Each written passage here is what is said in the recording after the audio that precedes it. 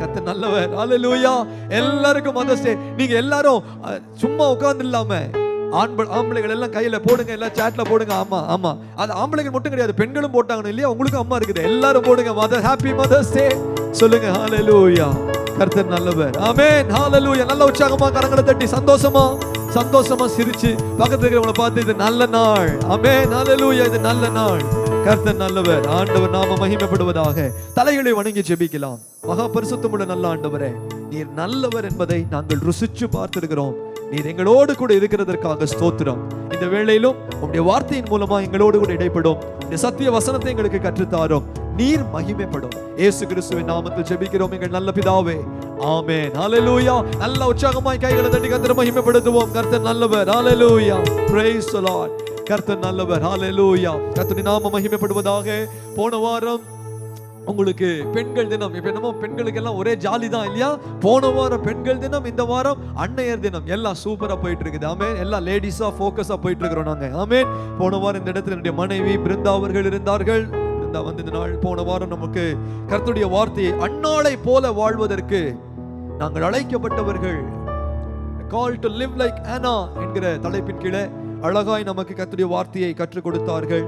நீங்கள் எல்லாரும் அதை பார்த்து நீங்கள் ஆசீர்வதிக்கப்பட்டிருப்பீர்கள். அது சீக்கிரத்தில் அது யூடியூப்ல வரும். அதை நீங்கள் மற்றவர்களுக்கும் ஷேர் பண்ணலாம். கர்த்தர் நாமம் மகிமைப்படுவதாக. இன்றைக்கு நான் பார்க்கும்படியாக எடுத்துக்கொண்டிருக்கிற ஒரு பகுதி என்னவென்று சொன்னால், முதலாவது நாங்கள் வாசிப்போம் இந்த செய்தியினுடைய ஆதாரமாக ஆதியாகமம் 3ஆம் அதிகாரம் 20வது வசனம். யாராவது ஒருத்தர் எங்களுக்கு இங்கிலீஷ்ல வாசிக்கணும், யாராவது ஒருத்தர் தமிழ்ல வாசிக்கணும். ஆதியாகமம் 3ஆம் அதிகாரம் 20ஆம் வசனம் வாசிக்கலாம். ஆதாம் தன் மனைவிக்கு ஏவாள் என்று பெயரிட்டான், ஏனெனில் அவள் ஜீவனுள்ளோருக்கெல்லாம் தாயானவள். Thank you. இங்கிலீஷ்ல யாராவது வாசிங்க.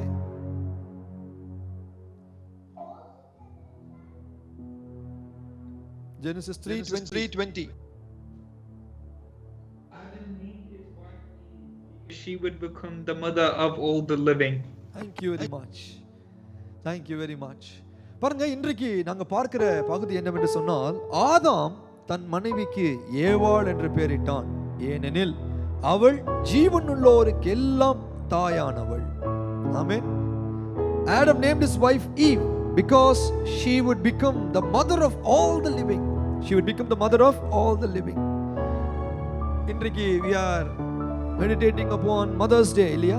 Mother's Day இன்னைக்கு நம்ம Mother's Day இருக்கிறதுனால பாருங்க, உங்களுக்கு இன்றைக்கு ஒரு சில காரியங்களை காண்பித்து கொடுக்க முடியாது விரும்புகிறேன் கர்த்தருடைய வேதத்திலிருந்து. ஈவ் என்கிற வார்த்தை, ஈவ் ஏவாள் என்று சொல்லுகிறோம் அல்லவா? ஈவ் என்கிற வார்த்தை பாத்தீங்கன்னா எபிரேய மொழியில அதனுடைய மூல வார்த்தை வந்து பாத்தீங்கன்னா சவா என்கிற வார்த்தை, அல்லது அதனுடைய ரூட் வேர்ட் சயா என்கிற வார்த்தை. இதை குறித்து நான் பைபிள் ஸ்டடியில சொல்லி கொடுத்திருக்கிறேன். சவா சயா என்கிற வார்த்தை, சயா என்கிற வார்த்தையினுடைய பொருள் என்னவென்று சொன்னால் லிவிங் என்று அர்த்தம். லிவிங் அப்படி என்று அர்த்தம். லைவ்லி என்று அர்த்தம். அதாவது இல்ல சாய் என்கிற வார்த்தை கூட சொல்லலாம். அப்படின்னா லைஃப் என்று அர்த்தம், உயிர், வாழ்க்கை என்று அர்த்தம். இன்னொரு விதமாய் பார்க்க போனா வாழ்வு தருகிற என்று அர்த்தம். இத உயிர் அளிக்கிற என்று ஒரு அர்த்தம். சரிங்களா? ஆதாம் தன்னுடைய மனைவிக்கு பேர் வைத்தார். யார் பேர் வச்சாரு? ஆதாம். என்ன பேர் வச்சாரு? ஆதாம் தன் மனைவிக்கு ஏவாள் என்று பெயரிட்டான். முதல்ல மதர் என்கிற வார்த்தை எங்க வருது பாத்தீங்கன்னா, இங்கதான் இந்த சம்பவத்துக்கு முன்னாடி, அதுக்கு முன்னாடி இன்னொரு வசனத்துல வருது. ஆனா ஏவாளுக்கு பேர் வைக்கப்படுகிறது இந்த இடத்துல. ஏவாளுக்கு ஏவாள் என்கிற பெயர். அதற்கு முன்பாக அவங்களை அழைத்தது மனுஷி என்று அழைக்கப்பட்டவர்களுக்கு ஏவாள் என்கிற ஒரு பெயரை கொடுக்கிறார். ஏவாள் என்கிற பெயர். ஏவாள் என்று சொன்னால் வசனத்துல அங்க அழகா சொல்ற, ஏனெனில் அவள் ஜீவனுள்ளோருக்கு எல்லாம் தாயானவள். கர்த்தருடைய நாமம் மகிமைப்படுவதாக. தாய் என்று சொல்லும் பொழுது பாருங்க, எபிரேய மொழியில தாய் என்கிற வார்த்தை, இப்ப நான் ஈவ் என்றால் என்னன்னு சொல்லி இருக்கிறேன் இல்லையா? Eve, the name Eve was given because she would be mother for everyone, for all the living beings அப்படின்னு சொல்லப்படுகிறது. அதுல மதர் என்கிற வார்த்தை பாத்தீங்கன்னு சொன்னா, எபிரேய மொழியில மதர் என்கிற வார்த்தைக்கு எம் அல்லது எம், அதாவது ஏஎம் அல்லது இஎம் என்று சொல்லப்படும். அதுதான் அதனுடைய வார்த்தை, எம். இப்ப நம்ம சொல்ற அம்மா அப்படின்னு சொல்றது மாதிரி அதனுடைய தொடர்பான ஒரு வார்த்தை தான். நீங்க என்ன பாஸ்டர், நீங்க எபிரேயரை பத்தி சொல்றீங்க, தமிழ்ல பத்தி சொல்றீங்க, எல்லாம் ஒரே மாதிரி தான் இருக்குது. குழந்தை பிறந்த உடனே எம் என்று தான் சொல்றது பேசுது இல்லையா? அது பேசும்பொழுதே பார்த்தீங்க அப்படின்னு சொன்னா அதனுடைய தாயினுடைய இந்த குழந்தை பிறக்கும் பொழுது அது எந்த ஊர்ல பிறந்தாலும் சரி, இங்கிலீஷ் குழந்தையா இருந்தாலும் சரி, இல்ல தமிழ் குழந்தையா இருந்தாலும் சரி, அது மலையாள குழந்தையா இருந்தாலும் சரி, அது தெலுங்கு பேசுற குழந்தையா இருந்தாலும் சரி, அது பிரெஞ்சு பேசினாலும் சரி, அது ஒரே மாதிரி தான் அழுது, ஒரே மாதிரி தான் சொல்லுது குழந்தை பிறந்த உடனே. எம் என்கிற வார்த்தையினுடைய பொருள் என்னவென்று சொன்னால் mother. That is the word that in Hebrew that means mother. M என்கிற வார்த்தை ரெண்டு வார்த்தையால உருவாகி இருக்கிறதா. ஒன்று நீங்கள் பார்த்தீங்க அப்படின்னு சொன்னா அலஃப் என்கிற ஒரு வார்த்தை, அதுதான் எபிரேய எழுத்தினுடைய முதல் எழுத்து. அலஃப் என்கிற ஒரு வார்த்தை, அதோடு கூட சேர்ந்து 13வது எழுத்து அந்த ஆல்பபெட்ல. நான் இப்ப எழுத்து நம்பர்னு சொன்ன உடனே நீங்க உடனே எங்க போயிடக்கூடாது, ஜோசியம் பார்க்க போயிடக்கூடாது. அந்த நம்பர் நான் சொல்ல, ஆல்பபெட்ல ஏ 1வது எழுத்து, Z 26வது எழுத்துங்கிற அந்த கணக்குல நான் பேசிட்டு இருக்கிறேன். சரிங்களா? ஓகே. எம் என்கிற வார்த்தையில அலஃப் எம் அந்த ரெண்டு வார்த்தை இருக்குது பாத்தீங்களா, ஏ எம். ஏங்கிறது அலஃப் என்கிற வார்த்தையை குறிக்கிறது. இம் என்பது 13வது எழுத்து. மெம் என்கிற ஒரு எபிரேய எழுத்தை குறிக்கிறது. அலஃப் என்று சொன்னால் என்ன அர்த்தம், அதனுடைய அது எப்படி காட்சியளிக்கிறது என்று சொன்னால், அலஃப் என்று சொல்லும் பொழுது அதற்கு அந்த நாட்கள் முதலாவது நீங்கள் பார்த்தீங்கன்னா சைன், அதாவது பிக்டோரியல் லாங்குவேஜ் சொல்லுவோம். பிக்டோகிராம் அப்படின்னா என்ன அர்த்தம்னா பிக்சர் வடிவில் தான் முதலாவது எழுத்துக்கள் இருந்தது. நீங்கள் பழைய நாட்களுடைய எழுத்துக்களை பார்த்தீங்கன்னு சொன்னா அவங்க ஒரு படத்தை வைத்துதான் இதெல்லாம் சேர்ந்ததுதான் இப்படி என்று சொல்லி நான் பைபிள் ஸ்டடியில சில காரியங்களை சொல்லி கொடுத்திருக்கிறேன். படத்தை வைத்துதான் அவர்களுக்கு எழுத்து கொடுக்கப்பட்டிருந்தது. சரிங்களா? அதுல அலஃப் என்கிற வார்த்தை, அதாவது அந்த முதல் வார்த்தையினுடைய அதனுடைய வடிவம், அதுக்கு கொடுக்கப்பட்டிருந்த பிக்சர் என்னன்னு சொன்னா புல், ஒரு பெரிய காளை. காளை என்பது யாரை குறிக்கிறது என்று சொன்னால் God the Father, இது deity, கடவுள். strength, வல்லமை உள்ளது. லீடர், ஃபர்ஸ்ட் என்கிற வார்த்தையை குறிக்கக்கூடியது. ஸ்ட்ராங், பலம் உள்ளது என்ற வார்த்தையை குறிக்கக்கூடியது. அதுதான் அலஃப் என்கிற வார்த்தை. எம் என்கிற வார்த்தை எதை குறிக்கிறது என்று சொன்னால் வாட்டர், தண்ணீர், லிக்விட். சரிங்களா? தண்ணீர், லிக்விடை குறிக்கக்கூடியது, தண்ணீரை குறிக்கக்கூடியது. அதனுடைய வடிவம் பார்த்தீங்கன்னு சொன்னா தண்ணீரை போல போடப்பட்டிருக்கும். இந்த புல் மற்றும் தண்ணீர் இந்த ரெண்டும் சேர்ந்ததுதான் எம் என்கிற வார்த்தை. எம் என்றால் அம்மா என்று அர்த்தம். எம் என்றால் mother, it denotes mother. அப்படின்னு சொன்னா when you put it together it means mother என்ற வார்த்தையினுடைய நீங்கள் எபிரேய மொழியினுடைய அடிப்படையில் பார்த்தீங்கன்னு சொன்னா the first or the strong water giver அப்படின்னு சொல்லலாம். அதாவது வலிமை உள்ள, பலம் உள்ள, முதன்மையாக தண்ணீரை கொடுக்கக்கூடியவர்கள். ஜீவ தண்ணீர் என்று நாங்கள் வாசிக்கிறோம் இல்லையா? தண்ணீரை கொடுக்கக்கூடியவர்கள், life giving water, life giving. அதாவது அவர்கள் முதன்மையாக பலமுள்ளவர்களாய் தண்ணீரை கொடுக்கக்கூடியவர்களாய். A mother provides life giving waters. நீங்கள் இதை சாதாரணமா நம்ம உலகத்துல யோசிச்சு பாருங்க. ஒரு குழந்தை உருவாகின உடனே முதலாவது அது எங்க வருது? தண்ணீருக்குள்ளதான் வருகிறது இல்லையா? எங்க பாச தண்ணிக்குள்ள வருது? இந்த கர்ப்பப்பையில் இல்லையா? கர்ப்பத்துக்குள்ள அந்த குழந்தை பாத்தீங்க அப்படின்னு சொன்னா அந்த பேக் இல்லையா, அதற்குள்ள அது தண்ணீர்ல தான் இருக்கிறது குழந்தை. அந்த தண்ணீருக்குள்ள இருக்கும் பொழுது அந்த தண்ணீரின் வழியாய்த்தான் அதற்கு தேவையான சகல வாழ்வு அளிக்கிற சகல காரியமும் அந்த தண்ணீரின் வழியாய்த்தான் அந்த குழந்தைக்கு கடந்து செல்லுகிறது. So something strong and giving, அதாவது and water இல்லையா? அப்ப strong water giver, அந்த தண்ணீரின் வழியாய் அந்த குழந்தைக்கு ஜீவன் உண்டாகிறது. அந்த தண்ணீரின் வழியாய் அந்த குழந்தை தாயின் கற்பத்தில் என்னை காப்பாற்றினீர் என்று வேதத்தில் வாசிக்கிறோம். அந்த தாயின் கற்பத்தில் காப்பாற்றப்படுவதற்கு அந்த தண்ணீர் வழியாய் அழகாய் அந்த வாட்டர்ஸ் த்ரூ இந்த யூட்ரஸ் இல்லையா, அந்த வாட்டர்ஸ் வழியாக அந்த குழந்தையானது காப்பாற்றப்படுகிறது. எம் என்கிற வார்த்தைக்கு இவ்வளவு பொருள் இருக்கிறது. அம்மா என்று சொன்னால் அந்த ஸ்ட்ராங்காய் முதன்மையாக நின்று தண்ணீரின் வழியாய் ஜீவன் அளிக்கிறவர்கள் என்று பொருள். And குழந்தை பிறந்ததுக்கு பின்பாக கூட பாத்தீங்கன்னா it continues, the mother nurses the child இல்லையா? குழந்தைக்கு பால் கொடுத்து it continues to live on that liquid இல்லையா? அந்த தண்ணீர் மூலமாய் அந்த பால் குடித்து அந்த குழந்தை வளருகிறது. So this is something that is so unique to women, so unique to mothers. இதை ஆண்கள் சிந்தித்து கூட பார்க்க முடியாது இல்லையா? This is something so unique. இப்படியான ஒரு சிருஷ்டிப்பு, அந்த சிருஷ்டிப்பினுடைய பொருள் நான் சொல்றேனே, it is life. லைஃப் என்கிற வார்த்தை கொடுக்கப்பட்டிருக்கிறது. And I will tell you this one more thing. நீங்க இந்த இடத்துல பார்த்தீங்க அப்படின்னு சொன்னா இந்த நீங்க ஆதியாகமம் 3:20ல இன்னும் ஏவாளுக்கு குழந்தை இன்னும் பிறக்கல. See, this was not the name that was given to Eve, or this was not the name that was given to the woman. பெண்ணுக்கு இந்த பெயர் குழந்தை பிறந்ததற்கு பின்பாக கொடுக்கப்படவில்லை, குழந்தை பிறப்பதற்கு முன்பாக கொடுக்கப்பட்டது. What does it mean அப்படின்னு சொன்னா, every woman has that quality, has that characteristics, has that nature. By nature you give life, by nature you help life sustain, by nature you produce life.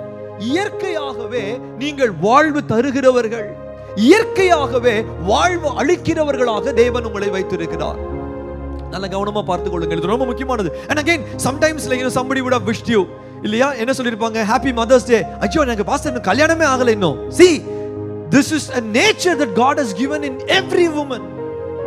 ஒவ்வொரு பெண்ணுக்குள்ளும் தேவன் இந்த சுபாவத்தை கொடுத்திருக்கிறார். You may not be a mother yet, but you are a mother. You have all the, என்ன சொல்றதுன்னா, the nature that is so, என்ன சொல்றதுன்னா, combined. அதாவது it cannot be, அதாவது womanhood ன்னு சொல்லுவாங்க இல்லையா, அதாவது பெண்மைக்கும் தாய்மைக்கும் இடையில ரெண்டையும் பிரிக்கவே முடியாது.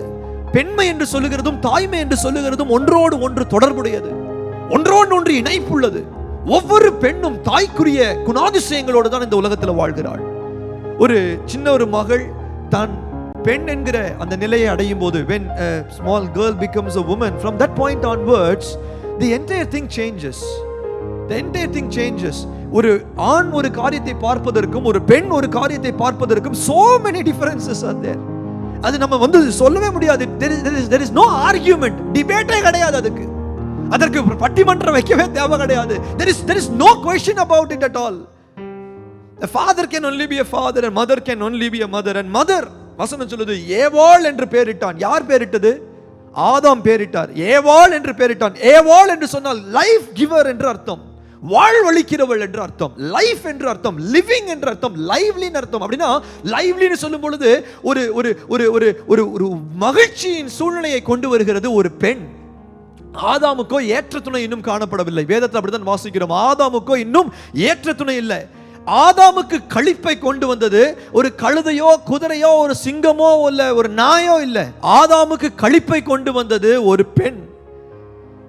There was no suitable helper அப்படினா வசனம் சொல்லுது. There was no suitable, none suitable for him.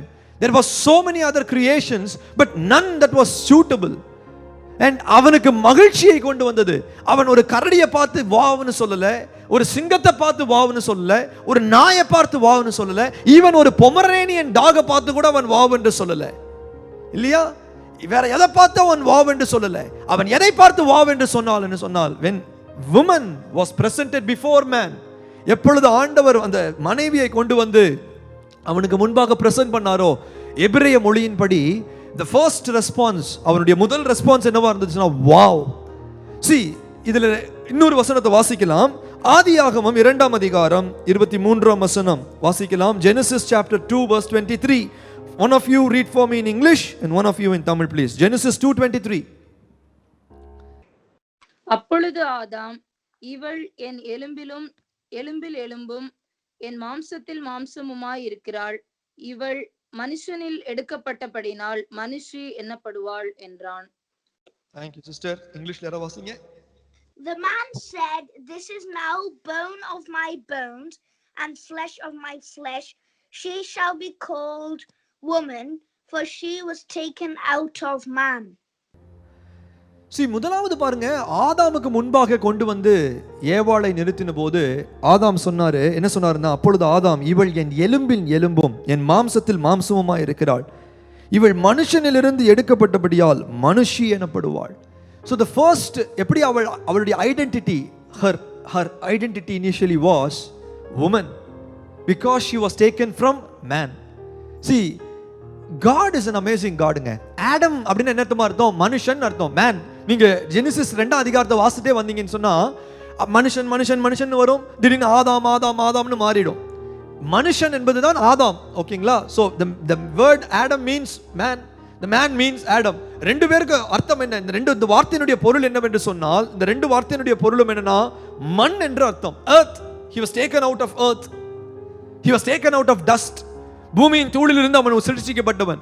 ஆகையால் அவனுக்கு மனுஷன் என்று பெயர். மனுஷன் என்றால் பூமி. see, Adam had the name Adam or man had the name man and the woman had the name woman because the first thing that we all need to understand is we need to understand our origins. நாங்கள் எங்கிருந்து வந்தவர்கள் என்பதை புரிந்து கொள்வதற்காக தான் முதலாவது மனிதன் மனுஷி என்ற பெயரே வந்தது. மனுஷன் எதிலிருந்து வந்தான்? மண்ணிலிருந்து வந்தான். அதை அவன் என்றைக்கும் நினைவு கூற வேண்டும். He has to remember that. In the same way, every woman, ஒவ்வொரு மனுஷியும் always need to remember where did she come from. She came from, the name suggests, man. மனுஷனிலிருந்து எடுக்கப்பட்டபடியால் மனுஷி. Because why is it important? If we don't understand our origins, நம்ம எங்கிருந்து வந்தோம் என்பதை நாங்கள் புரிந்து கொள்ளவில்லை என்று சொன்னால், we will not have any identity. நமக்கு அடையாளமே கிடையாது. Where we come from, நாங்கள் எங்கிருந்து வந்தோங்கிறத அறியாம இருந்தோம் என்று சொன்னால், we don't know who we are. நம்ம யார் என்று நமக்கு தெரியாது. And we don't know what is the purpose of our existence. நாங்கள் எதற்காக இருக்கிறோம் என்பது நமக்கு தெரியாது. அதனால ஆண்டவர் ஆதாமுக்கு பேர் வைக்கும்போது என்ன பேர் வைத்தார்? ஆதாம் என்று பேர் அவனை அழைத்தார். ஆதாம் என்று சொன்னால் earth என்று அர்த்தம். அவன் மண்ணிலிருந்து எடுக்கப்பட்டவன். ஆண்டவர் பின்பாக சொல்லுகிறார், அவன் மண் என்று நினைவு கூர்ந்தார் என்று வேதத்தில் வாசி. ஆண்டவர் நினைவு கூறுகிறார், ஒரு மனுஷியை பார்க்கும் பொழுது அவள் மனுஷனிலிருந்து எடுக்கப்பட்டபடியால் மனுஷி எனப்படுவாள். She was called a woman because she was formed from a man. So in order, we need to understand. இந்த ரெண்டு வார்த்தையும் பார்த்தீங்கன்னு சொன்னா, ஆடம் அண்ட் ஈவ், இந்த ரெண்டு வார்த்தைக்கும் நான் உங்களுக்கு முன்னாடி சொல்லியிருக்கிறேன். இதுல இந்த ரெண்டு வார்த்தையிலையும் நீங்க பாத்தீங்க அப்படின்னு சொன்னா, ஆடம் அண்ட் ஈவ் இந்த ரெண்டு வார்த்தையிலையுமே நமக்கு அலஃப் என்கிற ஒரு வார்த்தை வருகிறதுங்க.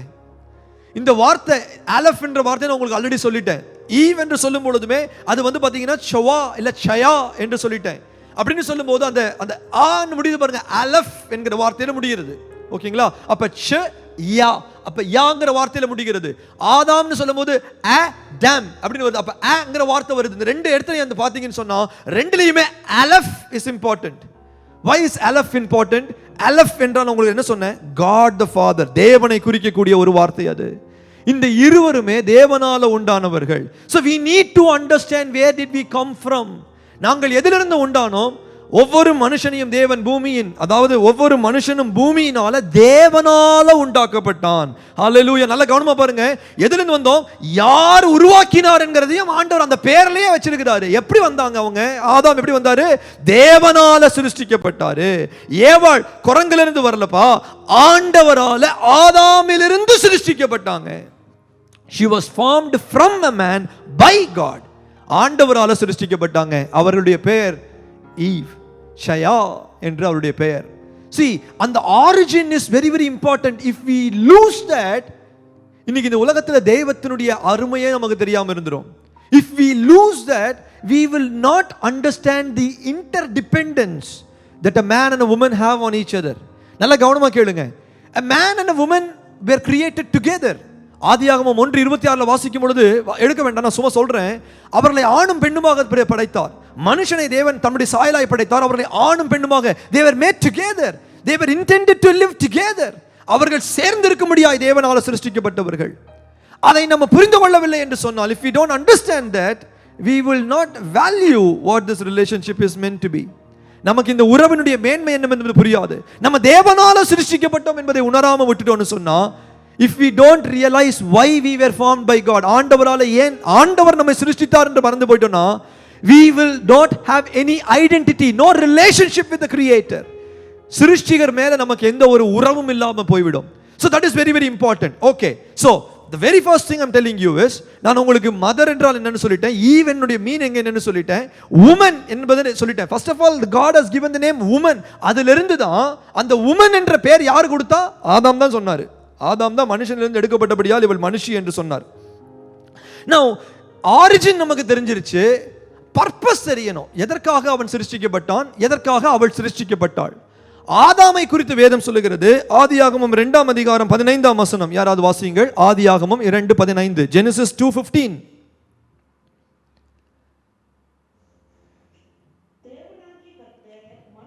ஏதேன் தோட்டத்தில் அழைத்து கொண்டு வந்து அதை பண்படுத்தவும் காக்கவும் வைத்தார். ஆமென், ஆமென். இங்கிலீஷ்ல யாராவது வாசிங்க.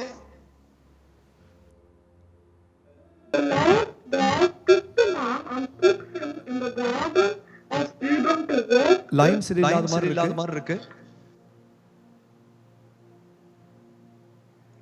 வேற யாராவது வாசிங்க. The Lord God took the man and put him in the Garden of Eden to work it and take care of it. Thank you. Thank you. See, purpose. ஆண்டவர் படைக்கும் போது அவனுக்கு ஒரு வேலையை கொடுத்திருந்தார். There was a purpose for creating man, இல்லையா? இந்த இடத்துல அவன் தோட்டத்தை பண்படுத்தவும் பாதுகாக்கவும் தேவனால் தெரிந்து கொள்ளப்பட்டவன்.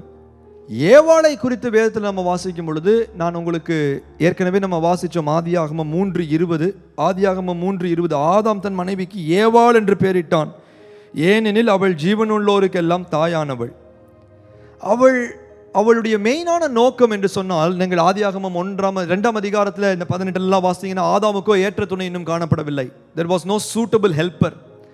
See, man himself was not able to multiply, was not able to produce anything without a woman, because woman was the one who has to produce life. பெண் தான் வாழ்வை கொடுக்க முடியும், பெண் தான் வாழ்வை பிறக்க வைக்க முடியும். ஆதாமுக்கு ஒரு வேலை இருந்தது. he had to take care of it and he had to work it and take care of it. ரெண்டாவது, ஏவாளுக்கு ஒரு வேலை இருந்தது, ஒரு பர்பஸ். அந்த பர்பஸ் என்னன்னா, she was to be a mother, she was to nurture. அதே மாதிரி இத பாருங்க, the mother of all the living னு சொல்லப்பட்டிருக்குது. அங்க இருக்கிற மிருகங்களா இருக்கலாம், மற்ற எந்த உயிரினங்களா இருக்கலாம், எல்லாவற்றையும் நர்ச்சர் பண்ற குவாலிட்டி யார்கிட்ட இருக்குதுன்னு சொன்னா மதர்ட்ட தான் இருக்குது. mother is the one who nurtures. that is her own quality. that's a beautiful quality, beautiful attribute for every woman. அந்த சூழ்நிலை பார்த்தீங்கன்னா ஆதாமுடைய பெரிய பிரச்சனை என்ன தெரியுமா? ஒன்று, அவன் தன்னுடைய பண்படுத்தி பாதுகாக்க வேண்டியதை அவன் பண்படுத்தி பாதுகாக்காம விட்டுட்டாரு. பண்படுத்தணுங்கிறது not just about the ground, வெறும் பூமியை மட்டும் பண்படுத்துறது இல்லை, அவனுக்கு கொடுக்கப்பட்டிருந்த ஒவ்வொன்றையும் பண்படுத்துறது. ஒர்க் இட் அப்படின்னு என்ன அர்த்தம்னா, பண்படுத்துறதுன்னா என்ன தெரியுமா? இருக்கிற ஒரு காரியத்தில் trying to bring out the best out of it. ஒரு காரியம் உடைய கையில் கொடுக்க அதை பண்படுத்தி பாதுகாப்பது என்றால் அது கெட்டு போகாமபடி பார்க்கிறது. இரண்டாவது, பண்படுத்துவது என்றால் அதனுடைய வேல்யூ, அதில் இருக்கிற to bring out the best of it, அதிலிருந்து சிறந்ததை கொண்டு வருவது தான் ஆதாமுடைய வேலை, அதுதான் அவனுடைய பணி. ஆனால் ஆதாம் தான் அதில் தவறி போயிட்டார். என்ன நடந்தது? அவர் தோட்டத்தை பாதுகாக்கல, சர்ப்பம் அங்கு இங்கும் சுத்தி திரிஞ்சது. அவர் பண்படுத்தல. யாரை பண்படுத்தி இருக்க வேண்டும்? he should have brought the best out of the woman, but he never identified her purpose. he called her woman, but he only called her Eve, but it was too late already. அவள் eve என்கிறதை, அவள் ஏவாள் என்பதை அடையாளம் காண்டு கொள்வதற்கு ஆதாமுக்கு நாள் சென்று போனது. he couldn't identify her as Eve until Genesis 3:20. Genesis 3:8-9 அவங்க விழுந்து போயிட்டாங்க. see, it's very very important to understand. நான் சொல்லிட்டு இருக்கிற காரியத்தை கவனமா கேளுங்க. ஏவாளுடைய பர்பஸ், அவர்கள் அதற்கு முன்பாக ஆதாம் ஏவாளுடைய பர்பஸை புரிந்திருந்தார் என்று சொன்னால், ஒன்று, அவளோடு கூட வேற எந்த அவளுக்கு ஆபத்து வரக்கூடியதான காரியம், சர்ப்பம் அவளோடு பேசுகிறது, அவளுக்கு ஆபத்து, அதை பாதுகாத்திருப்பான். ஒன்று. இரண்டாவதாக, பரிசுத்த சந்ததி ஏதேன் தோட்டத்தில் பிறந்திருக்கும். நல்லா யோசிச்சு பாருங்க, ஆதாம் மாத்திரம் அவர்களுக்கு குழந்தை பிறந்த, if he was ready to produce life, but it was up to Adam. ஏவாள் வாழ்வளிப்பதற்கு she is ready, but it was Adam's work to work and take care of it. It was Adam, ஆதாம் தான் அவளை பண்படுத்தி இருக்க வேண்டும், to bring the best out of her. அவளிலிருந்து வெளியில வர்றது best என்னது? Life. Adam failed to identify.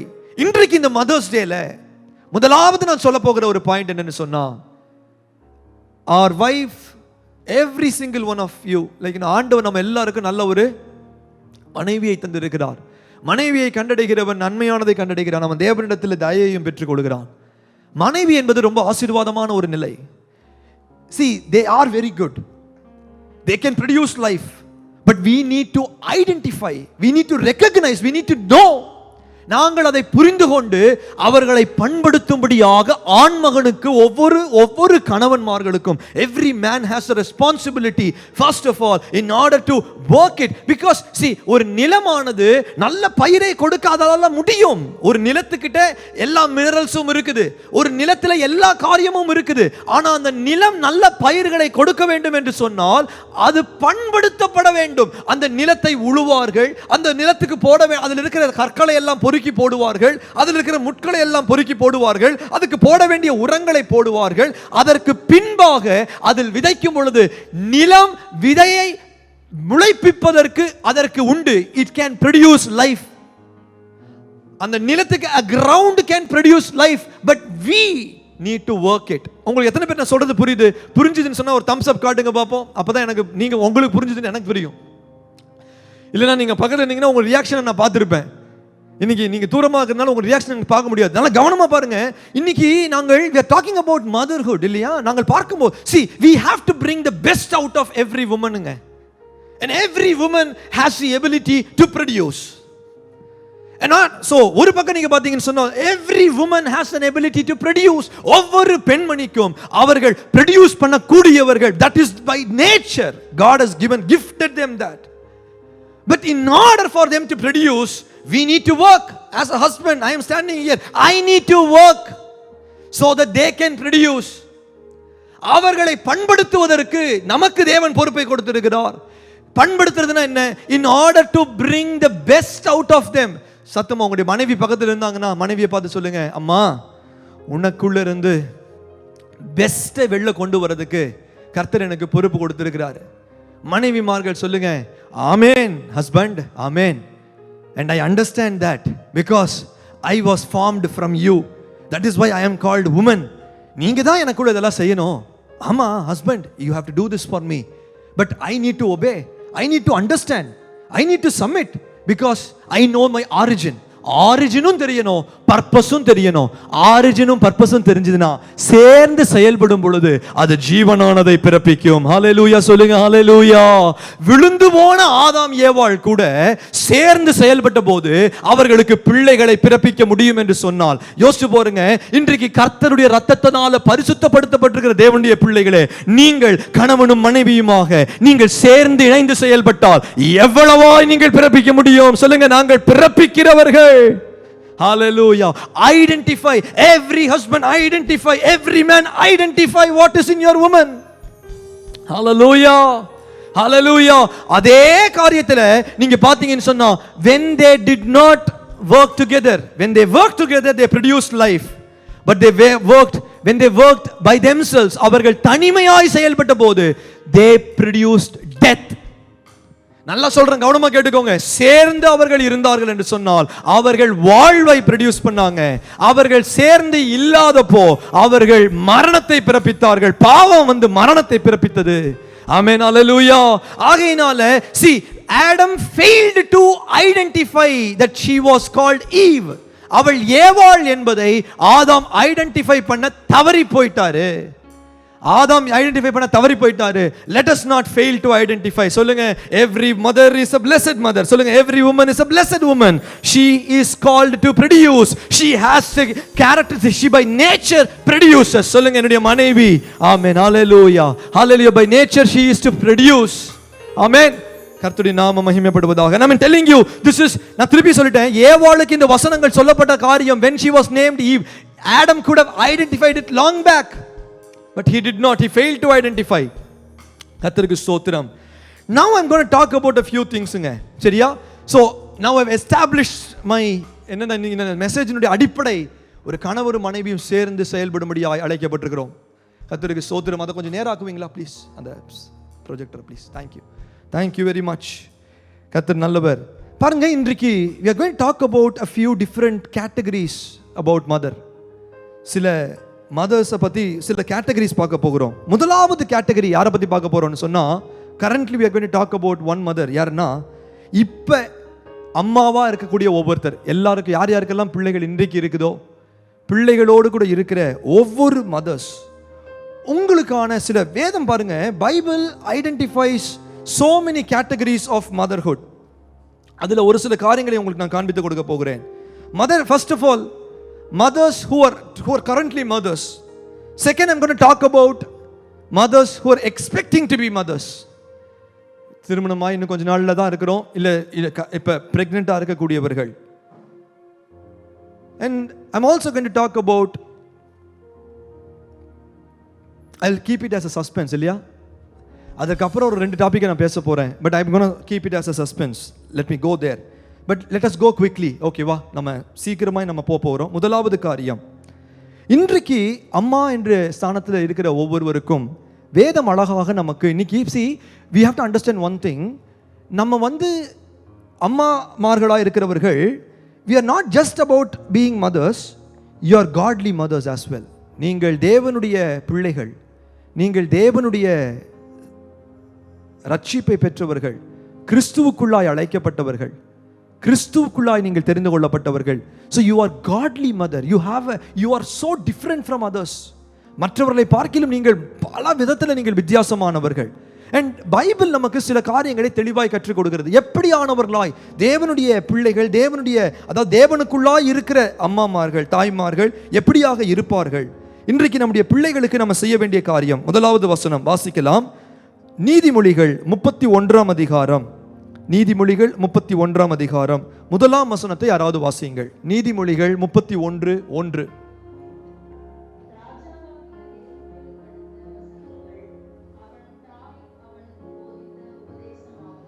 Thank you. இங்கிலீஷ்ல யாராவது வாசிங்க.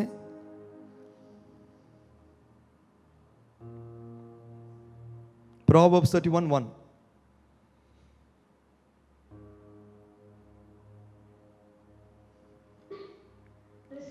Of King Lemuel, an inspired utterance his mother taught him. Thank you pa, thank you. முதலாவது நம்ம ஒரு தாயை பார்க்கிறோம். இவங்களுக்கு லேமுவேல் என்கிற ஒரு பிள்ளை இருந்தார். லேமுவேல் என்கிறவர் ஒரு ராஜா, சரிங்களா? அவருக்கு அம்மாவா இருந்த தாய், அவங்களுடைய பேர் இந்த இடத்துல எழுதப்படவில்லை, லேமுவேலின் தாய். அவங்களுடைய தாய், so any mother in this world today, a godly mother has a call. என்ன கால் என்று சொன்னால், she is a teacher. தன்னுடைய பிள்ளைகளுக்கு கற்றுக் கொடுக்கிறவர்கள். கற்றுக் கொடுக்கிறதுக்குன்னு சொல்லி சொல்லுவாங்க, ஒவ்வொரு, அதாவது டீச்சிங் பொறுத்த வரைக்கும் ladies R naturally teachers, women R naturally. இப்போ நம்ம டீச்சிங் ப்ரொஃபஷன் எடுத்துட்டிங்கன்னா, இப்போ உங்களுடைய ஸ்கூல்லலாம் நீங்கள் பார்த்தீங்கன்னு சொன்னால், there are so many teachers who are women because naturally they have that என்ன சொல்றதுன்னா, அந்த கேரக்டர், அந்த டீச் பண்ணக்கூடிய, உபதேசம் பண்ணக்கூடிய அந்த சுபாவம் உள்ளவர்கள். ஓகே, ஆனா ஓகே, நான் என்னுடைய பிள்ளைகளுக்கு நான் போதிக்க வேண்டும், நான் என்னுடைய பிள்ளைகளுக்கு கற்றுக் கொடுக்க வேண்டும். ஆனா நீங்கள் உலகத்துக்குரிய சாதாரண தாய்மார்கள் கிடையாது, நீங்கள் தேவனுடைய பிள்ளைகள். நாங்கள் எதை உணர வேண்டும் என்று பார்க்கும் பொழுது, நீங்கள் அடுத்த வசனத்தை யாராவது வாசியுங்கள். நீதிமொழிகள் 31:1-2 இரண்டாவது வசனத்தையும் வாசிங்க. என் மகனே, என் கர்ப்பத்தின் குமாரனே, என் பொருத்தனைகளின் புத்திரனே. தேங்க்யூ. யாராவது இங்கிலீஷ்ல வாசிங்க. Proverbs 31:2. Listen, my son, listen, son of my womb, listen, my son, the answer to my prayers. ரெண்டு காரியம் எழுதப்பட்டிருக்குங்க. Number 1, son of my womb. என்னுடைய இங்கிலீஷ்ல நம்ம தமிழ்ல பார்த்தோம் அப்படின்னு சொன்னா, என் கர்ப்பத்தின் குமாரனே, என் கர்ப்பத்தின் குமாரனே அப்படின்னு சொன்னா, மை ரெஸ்பான்சிபிலிட்டி, எனக்கு பொறுப்பாய் கொடுக்கப்பட்டவன். எனக்கு சண்டை வந்துருச்சுன்னா, கணவனுக்கு மனைவிக்கு சண்டை வந்துருச்சுன்னா, இது ஓம் பிள்ளை, ஏன்பா ஓம் பிள்ளை எப்படி இருக்குன்னு சொல்லுவோம். இந்த இடத்துல வசனத்தை பார்க்கும்போது, she has a responsibility towards him. சொல்றாங்க, நீ என் கர்ப்பத்தின் குமாரன், the son of my womb. First of all, as godly mothers, we have a responsibility for our children. Number 1. But that is not just it. இன்னைக்கு உலகத்தில் இருக்கிற எல்லாருக்கும் அந்த பொறுப்பு இருக்குது. There is another thing. என்ன தெரியுமா? அதே வசனத்தில் வாசிக்கும் போது, என் பொருத்தனைகள் என் புத்திரனே, the son, the answer to my prayers, என்னுடைய ஜெபங்களுக்கு கிடைத்த பதிலான என்னுடைய புத்திரனே, என்னுடைய பிள்ளைகளே, நான் என் தேவனால எனக்கு see responsibility as a mother, அதனுடைய செகண்ட் பார்ட் என்ன தெரியுமா? தேவனிடத்திலிருந்து பெற்றிருக்கிற இந்த குழந்தை என்று சொல்லும் பொழுது இன்னும் அதிகமான ஒரு பொறுப்பு நமக்கு கொடுக்கப்படுகிறது. Recognising and remembering it is God who gave you the child. உங்களுக்கு குழந்தையை கொடுத்தவர் கர்த்தர் என்று சொல்லும்போது, அதுக்கப்புறம் நீங்க வசனத்தை வாசிக்கும் பொழுது எதை போதித்தாள் என்று சொன்னால், அவள் போதித்தாள் இந்த முதல் 2 காரியங்களின் அடிப்படையில். எதை போதித்தாள் அவள்? அவனுக்கு போதித்தது, நல்லா நீ சாப்பிட்டா நல்லா ஹெல்த்தியா இருப்ப சொல்லல. நீ நல்லா படிச்சா நீ இப்படி ஒரு டாக்டர் ஆயிருவ சொல்லல. நீ இப்படிலாம் செஞ்ச அப்படின்னு சொன்னா உன் வாழ்க்கை எதிர்காலம் சூப்பரா இருக்கும் சொல்லல. நீ ஏன்பா இப்படிப்பட்ட ஒரு பொண்ணை பார்த்துட்டு இருக்கிற, நல்ல ஒரு பொண்ணை பாரு, அவங்க நல்லா சொத்து இருக்கிற பொண்ணை பாரு சொல்லல. இதெல்லாம் பேசல. ஒரு தாய் என்னத்தை கற்றுக் கொடுத்தாள் என்று சொன்னால், if you read through, I don't have time to go through one of them everything, ஆனா ஒன்று முதலாவது, do not waste your strength on women. பெண்களிடத்தில் ஸ்திரீகளுக்கு உன்னுடைய பலனை கொடுக்காதப்பா அப்படிங்கிறாங்க. do not be drunk அப்படிங்கிறாங்க. ஏன்னா நீ குடிச்ச அப்படின்னு சொன்னா நீ நியாயத்தை புரட்டிடுவ. நீ நியாயத்தை புரட்டாத ஒரு மகனா இருக்கணும் பிள்ளை அப்படின்னு சொல்லி கொடுக்குறாங்க. நீங்க தொடர்ந்து வாசிச்சீங்கன்னு சொன்னா சேஸ் என்ன தெரியுமா? Speak up for those who cannot speak. ஊமையனுக்காக, 8வது வசனம், ஊமையனுக்காகவும்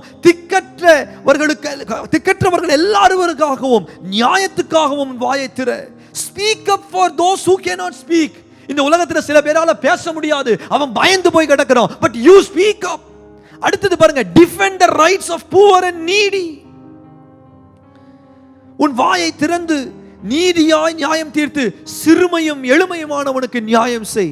See, she is teaching him life values based on what?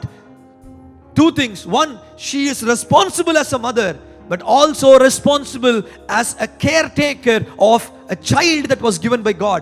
ஆண்டவரால் பெற்றுக்கொண்ட அந்த குழந்தைக்கு நான் பொறுப்பாய் இருக்க வேண்டும், மாத்திரமல்ல நான் பெற்றெடுத்ததுனால எனக்கு ஒரு பொறுப்பு இருக்கிறது என்று சொல்லி அவர்களுக்கு கர்த்தரை குறித்து போதிக்கிற ஒரு தாயே, இன்றைக்கு தேவனால தெரிந்து கொள்ளப்பட்ட தேவனுக்குள்ளாய் வாழ்கிற ஒரு நிலைகளில் நாங்கள் வாழும்படியாய் தேவன் நம்மை அழைத்திருக்கிறார். இன்றைக்கு தேவனுடைய சபையில் இருக்கிற அன்பான தேவனுடைய பிள்ளைகளே, நீங்கள் இப்படியாய் இருப்பீர்களாக, இப்படியாய் நீங்கள் இருக்கிறீர்கள் என்று நான் விசுவாசிக்கிறேன் கர்த்தருக்குள்ளாக. இதுதான் தேவனுக்கு ஏற்ற ஒரு தாய்.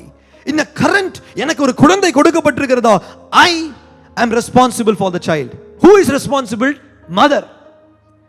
அதுக்காக கணவர்களுக்கு ரெஸ்பான்சிபிலிட்டியே இல்லையா? இருக்கிறது. But you know what? Rather than see somebody else and say you have the responsibility, God has called you and you are the best one. நான் சொல்றேன், ஆண்டவருடைய வசனம் சொல்லுகிறது, she took responsibility about her son and she also remembered, இது எனக்கு சும்மா சாதாரணமா கிடைக்கல, தேவனால கொடுக்கப்பட்ட பிள்ளைன்னு சொல்லி அந்த பிள்ளைக்குள்ளாக உலகத்தை விதைக்கல, உலக செழிப்பை விதைக்கல, கர்த்தரை விதைத்தார்கள். இந்த மகன் ராஜாவாய் வந்தான். இந்த மகன் அநேகருக்கு நியாயத்தை காத்தான். இந்த மகன் அநேகருக்கு எத்தனையோ நன்மைகளை செய்தான். அவனை பார்த்து நீ தேவையில்லாத பெண்கள் பின்னாடி போகாதேன்னு சொல்லிட்டு she did not leave it there. அவள் சொல்லிக் கொடுத்தா குணசாலியான ஸ்திரியை கண்டுபிடிப்பா. நீ அழகை பார்க்காத, சௌந்தரியத்தை பார்க்காத, அவர் ஜாதியை பார்க்காத, அவர் குலத்தை பார்க்காத, இதெல்லாம் பார்க்காத, குணசாலியான ஸ்திரியை கண்டுபிடிக்கிறவன் கர்த்தருக்குள்ளாய் ஒரு she showed a way. See, ஒரு அம்மா தன்னுடைய பிள்ளைக்கு உன் வாழ்க்கையில நீ பாக்கியவானாய் இருப்பதற்கு, நீ நியாயஸ்தலங்கள்ல உயர்த்தப்பட்டவனாய் இருப்பதற்கு, ஹalleluya, நான் ஒரு அம்மா, I have done this, நான் இந்த வழியா வந்திருக்கிறேன். And so you need someone like this. இதே வழியாய் கொண்டு போய் சந்ததியாக பக்கத்துல இருக்கவங்கள பார்த்து சொல்லுங்க, குணசாலியான ஸ்திரீகளை உருவாக்குவதற்காகவே நீங்கள் பிறந்திருக்கிறீர்கள். ஹalleluya. You give birth to a noble woman. ஹalleluya. ஹalleluya. கர்த்தர் இதுதாங்க ஒவ்வொரு தாய்மார்களுடைய ரெஸ்பான்சிபிலிட்டி. நீங்கள் அதை செய்து கொண்டிருக்கிறீர்கள் சபையில. Rejoice in the Lord always. மற்றதை கற்றுக் கொடுப்பது பெருசு இல்லைங்க. That is, everyone can do it. I am teaching my children about this, that தேவையில்லைங்க. Teach the children about God. ஆண்டவரை கற்றுதாங்க.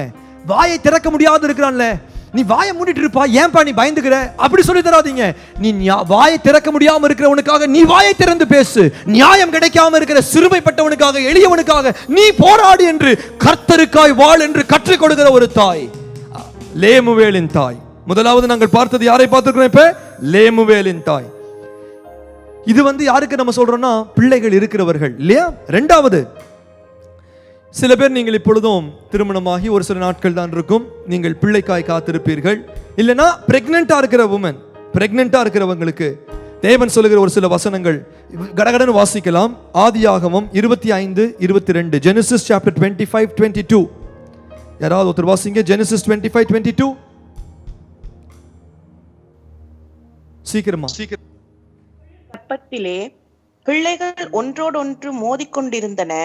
அப்பொழுது அவள், இப்படியானால் எனக்கு எப்படியோ என்று சொல்லி கர்த்தரிடத்தில் விசாரிக்கும்படி போனாள். ஆமென். கர்த்தருக்கு ஸ்தோத்திரம். ரெபேக்காளை குறித்து வேதம் சொல்லுகிறது, she was an expecting mother இல்லையா, அவங்க or she was a pregnant lady and she felt something was not right or something different. அவங்களுக்குள்ளாய் ஒரு உணர்வு வந்தது. and you know what she did? தேவனிடத்தில் விசாரிக்கும்படியான ஒரு தாய். இன்றைக்கு நீங்கள் பிரெக்னெண்டா இருக்கக்கூடியவர்கள், இல்லை கர்த்தருக்காய் இன்னும் நீங்கள் இன்னும் இப்போதான் திருமணம் ஆயிடுச்சு, கொஞ்ச நாளில் நாங்கள் பிள்ளைகள் இன்னும் பெறல பாஸ்டர், இன்னும் கொஞ்ச நாள் அப்படி நிலைமையில் இருக்கிறவங்க ஒன்றை புரிந்து கொள்ளணும். தாய்மார்களுக்கு இருக்கிறதான ஒரு பெரிதான ஒரு குணாதிசயம் கர்த்தரிடத்தில் விசாரிப்பது, எந்த நேரத்திலும் தேவனோடு பேசி கொண்டிருப்பது. இரண்டாவது, நியாயாதிபதிகளின் புஸ்தகம் 13ஆம் அதிகாரம், ஜட்ஜஸ் சாப்டர் 13, 4வது வசனம் 5வது வசனம். Judges 13:4 and 5. யாராவது வாசிங்கள். அதே மாதிரி நான் இப்போ பைபிள் வாசிக்கிறவங்க எல்லாரும் பைபிள் திறந்து வச்சுக்கோங்க. எனக்கு எல்லாரும் மாறி மாறி மாறி மாறி நிறைய பேர் வாசிக்கணும், உங்களுடைய குரல் எல்லாம் நான் கேட்கணும். ஆகையினால ஜட்ஜஸ் சாப்டர் 13:4 and 5 வாசிக்கலாம். நீ திராட்சரசமும் மதுபானமும் குடியாதபடிக்கு, தீடானது ஒன்றும் குசியாதபடிக்கும் எச்சரிக்கையாயிரு. நீ கர்ப்பத்தரித்து ஒரு குமாரனை பெறுவாய். அவன் தலையின் மேல் சவரகன் கத்தி படலாகாது. அந்த பிள்ளை பிறந்தது முதல் தேவனுக்கென்று நசரேயனாயிருப்பான். அவன் இஸ்ரவேலை பெலிஸ்தரின் கைக்கு நீங்களாக்கி ரட்சிக்க தொடங்குவான் என்றார். ஆமென், ஆமென். இந்த தாய்க்கு ஒரு பிள்ளை கொடுக்கப்படுகிறார்கள். இன்னும் பிள்ளை பிறக்கல. பிள்ளை பிறப்பதற்கு முன்பாக தேவதூதனால் ஒரு வார்த்தை வருது, நீ இந்த பிள்ளையை கர்த்தருக்கென்று ஒப்பு கொடுக்கணும்ப்பா. இந்த பிள்ளையை நீங்கள் கர்த்தருக்கென்று ஒப்பு கொடுக்கணும். ஏனென்று சொன்னால், கர்த்தருக்காக ஒப்பு கொடுக்க வேண்டிய பிள்ளைக்கு நீ செய்ய வேண்டிய ஒரு காரியம் இருக்குது. நம்ம எல்லாரும் கர்ப்பத்தில் பிள்ளை வரதுக்கு முன்னாடியே ஆண்டவரே இந்த பிள்ளையை உமக்கென்று ஒப்பு கொடுக்குறேன்னு சொல்லி எல்லாரும் ஒப்பு கொடுப்பது எளிமையான ஒரு காரியம். ஆனால் செய்ய வேண்டிய ஒரு காரியம் இருக்குது. என்ன தெரியுமா சொல்லப்பட்டிருக்குது? do not drink wine, do not eat anything unclean. தேவையில்லாத காரியத்தை உள்ளுக்குள்ள போடாத.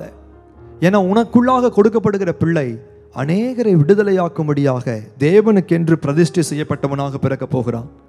உங்களுக்காக பிறக்கப்படுகிற அது ஆண் பிள்ளையா இருந்தாலும் சரி, பெண் பிள்ளையா இருந்தாலும் சரி, கர்த்தருக்காய் ஒப்பு கொடுப்பது என்று சொன்னால் என்னன்னா, வாய்க்காக ஆண்டவருக்கு என்று நான் தருகிறேன் இல்லப்பா.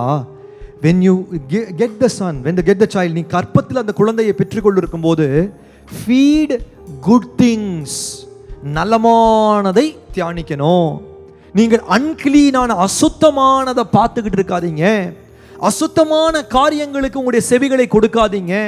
ஈவன் சொல்லுவாங்க, கணவன் மனைவிமார்கள் கற்பத்தில் குழந்தை இருக்கும் பொழுது தேவையில்லாத சண்டைகளை போடாதீங்க, தேவையில்லாத வார்த்தைகளை பேசாதீங்க. நீங்க இருக்கிற இடம் முக்கியம், நீங்கள் கேட்கிற காரியம் ரொம்ப முக்கியம். ஏன்னா குழந்தை கற்பத்தில் இருக்கும் பொழுது ஒவ்வொரு காரியத்தையும் ஒவ்வொரு நுணுக்கத்தையும் கேட்டுக்கொண்டு அது வளருகிறது. கற்பத்தில் அந்த குழந்தை காக்கப்படுவதற்கு ஒரு தாயினுடைய பொறுப்பு ரொம்ப முக்கியம். So if you are an expecting mother or you are a pregnant lady, இன்றைக்கு நான் உங்களுக்கு சொல்லிக் கொடுக்கிற காரியம் என்னவென்று சொன்னால், feed the right things, நலமானதை உங்களுக்குள்ளாய் போட்டுக்கொள்ளுங்கள். Even eating wise as well, சாப்பாடு காரியங்களா இருக்கலாம். feed the right things. நீங்கள் தியானிக்கிற காரியங்கள், சிந்திக்கிற காரியங்கள், meditate on the word of God. தேவையில்லாத சம்பாஷணைகளை கேட்டுக்கொண்டிருக்கிறதை விட, தேவையில்லாத நாடகங்களும் தேவையில்லாத காரியங்களை பார்த்து கொண்டிருக்கிறதை விட, கர்த்தருடைய வேதத்தில் பட்சமாயிருந்து நீங்கள் தேவனுக்கென்று காத்திருப்பீர்கள் என்று சொன்னால், அந்த குழந்தை உங்களுக்குள்ளாய் கர்த்தருக்கென்று பிரதிஷ்டை பண்ணப்பட்டதாய் வளர முடியும். ஆமென் சொல்லுங்க. அல்லேலூயா. லூக்கா சுவிசேஷம் 1ஆம் அதிகாரம் 41வது வசனம். யாராவது வாசிக்கலாம்? லூக்கா 1:41.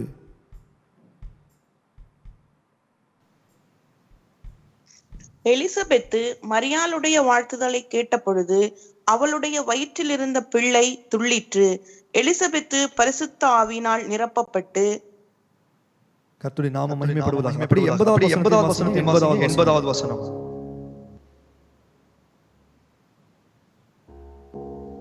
லூக்கா 1:80. அந்த பிள்ளை வளர்ந்து ஆவியிலே பலன் கொண்டு இஸ்ரவேலுக்கு தன்னை காண்பிக்கும் நாள் வரைக்கும் வனாந்தரங்களிலே இருந்தான். ஆமென், ஆமென். ஒரு பிள்ளை வளர்ந்து இஸ்ரவேலுக்கு தன்னை காண்பிக்கிற வரைக்கும் ஆவியில பலன் கொண்டதாய் பிள்ளை வளர்ந்தான் என்றால் காரணம், கற்பத்தில் இருக்கும்போது பரிசுத்த ஆவியினால் அபிஷேகம் பண்ணப்பட்டிருந்தான். when you are an expecting mother, remember, நீங்கள் பரிசுத்த ஆவியினால நீங்கள் நிரம்பி அந்த குழந்தை பிறக்கும் என்றால், மரியாளுக்கு சொன்னப்பட்ட வார்த்தையின்படி உன்னிடத்திலிருந்து பிறக்கும் பரிசுத்தம் உள்ளது தேவனுடைய குமாரன் எனப்படும்.